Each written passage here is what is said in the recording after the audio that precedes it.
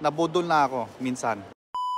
Sa Sol Station, maraming nambubudol dito, kaya ingat kayo. Kapag alam nilang foreigner kayo, nalapitan kayo, babae, lalaki, matanda, tatanungin ka nila kung saang bansa ka nang galing. Kung sabihin mong Philippine ka, pababasahin ka ng English o kaya Filipino.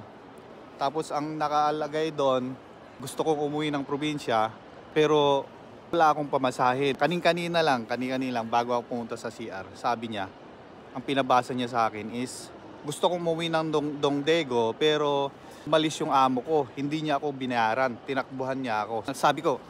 Sinabi ko kagad, lalaki. Nasa 20s pa lang. Matangkad siya. Bakit kayo ang lalapitan? Hindi kanila kababayan. Tingnan mo dito, ang daming tao. Ang daming tao. Bakit tayo pa, di ba? Kung ano talaga, nangangailangan sila ng tulong, ang dami nilang kababayan dito na nakaupo lang, naghihintay ng biyahe. Diba? Tingnan mo diyan sa likod ko. Ang daming tao. Nabudol na ako minsan. Ang hawak ko is yung banana milk. Hawak-hawak ko yung banana milk kasi nagmamadali akong hinahabol ko yung train ko that time.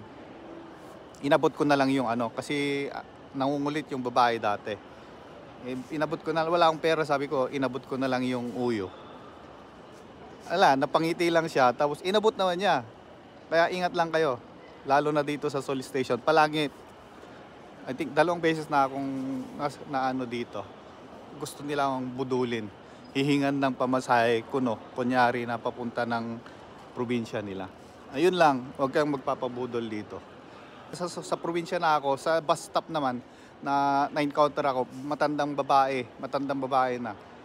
Pinabasa sa akin yung text na Tagalog. Tinanong niya muna ako kung taga saan ako, Philippines, sinabi ko.